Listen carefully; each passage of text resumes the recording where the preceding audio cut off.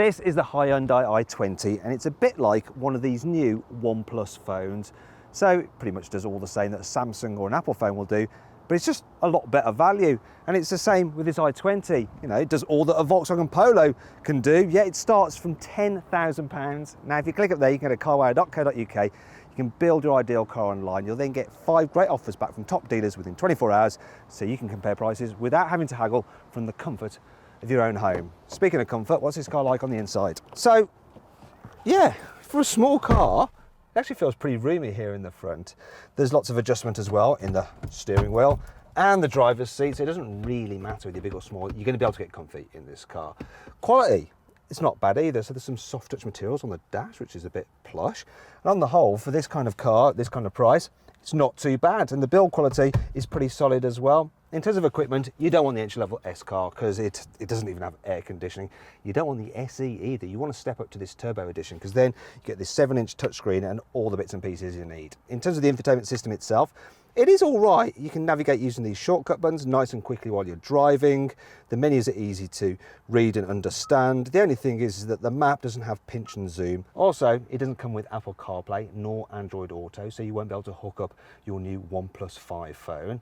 If you want to see my full in-depth video review of the infotainment system, click up there and you can watch that.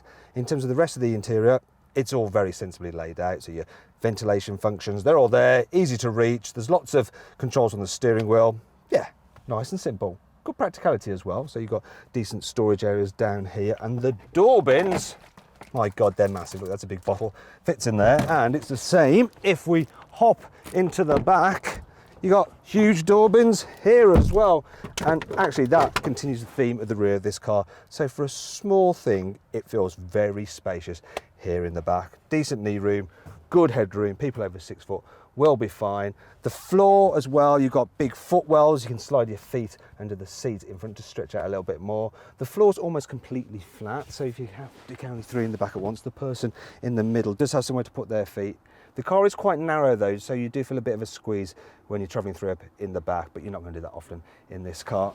ISOFIX points are very easy to locate. Look, they're not covered, so that's handy. And in terms of the rest of the practicality, well, let's go check out the boot, because this i20 actually has more luggage space than most cars of this size. It's really impressive, actually. In fact, there's a theme with this car, isn't there? You know, maybe smallish on the outside, but it's pretty big on the inside. So there is plenty of room in here. I'll just get that out of the way. And you might notice I had to lift that over this rather large lip, but most i20s come with a riseable false floor which you can store things under, and once you've got that in its highest position, there we go, there's less of a lip to lift things over. There's various storage areas here, so you've got some Velcro straps there, a hook there, there's some tethering points here. Now if I fold down these seats, you'll see that when you do that, you do get a continuous load floor, so it does make it easier to push heavy items to the front of the car. So yeah, this is quite a practical thing. Now, if you want more detail on that, click up there to watch my detailed practicality video, and I'll show you just how much stuff you can fit into the i20's boot, how easy it is to fit a child seat, and what it's like with 3 adults in the back. So now we've looked round the car, let's see what it's like to drive. I find this i20 really easy to drive in town. The gear shift it's light, so's the clutch, the brakes, they're firm but they're not jerky. And then there's the steering, and that is super light, so it's dead easy to manoeuvre at slow speeds through gaps in traffic and to park. Yeah, simple. And then there's a suspension. It's pretty comfy over bumps. It does fidget about a little bit, but this is an inexpensive car. You're not expecting it to drive like a limousine. The visibility is good as well.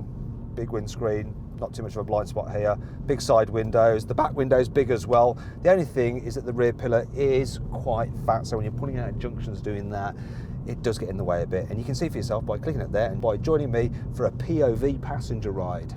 If you're going to be driving your i20 on the motorway at any point, you're going to need the 1-litre turbo car. Now you can get in 2 power outputs, but even this lower powered 100 horsepower version has enough punch to keep up with traffic and overtake when you're doing speeds of up to 70 miles an hour. Yeah, it's actually pretty good.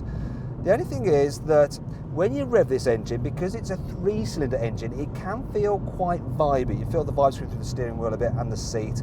Other than that, it's quite a relaxing car to travel in for such a small thing, so there's not too much noise for a small car, and it just feels pretty planted on the motorway. In terms of economy, well, I'm doing 43 miles per gallon at this little engine, which, you know, it's all right.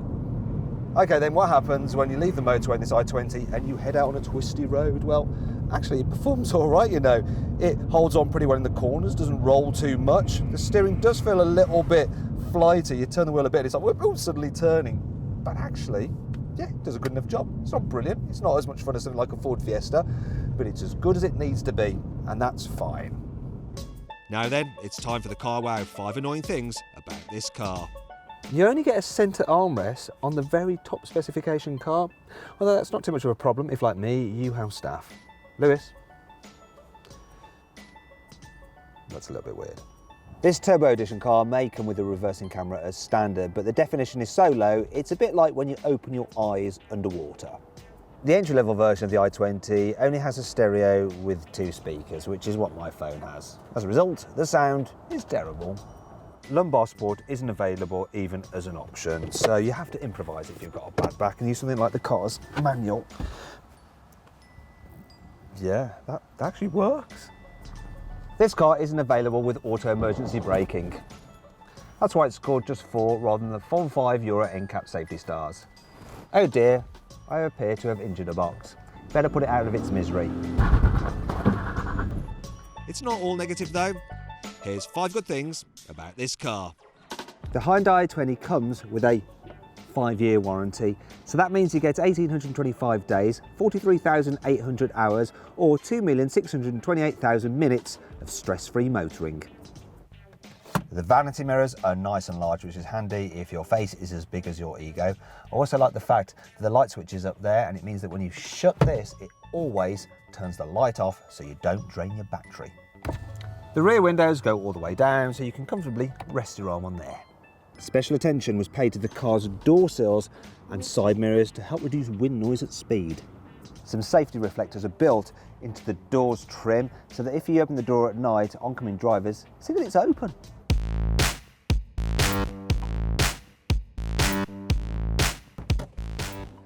If you click up there, you can go to carwow.co.uk for more information and to compare offers on the Hyundai i20. So then, what's my verdict on this car? Should you avoid it? Should you consider it? Should you shortlist it? Or should you just go right ahead and buy it? Well, I reckon you should shortlist the Hyundai i20. It's a really good, great value, small car. If you enjoyed this video, please like it and share it, and click up there on the CarWow logo to subscribe to this channel. Down there to watch my detailed infotainment video on this car, down there for the detailed practicality video, and up there for the first person point of view video. Now then, did you spot the Easter egg in this video? It was the word Hyundai written in Korean on the mobile phone at the beginning of the video.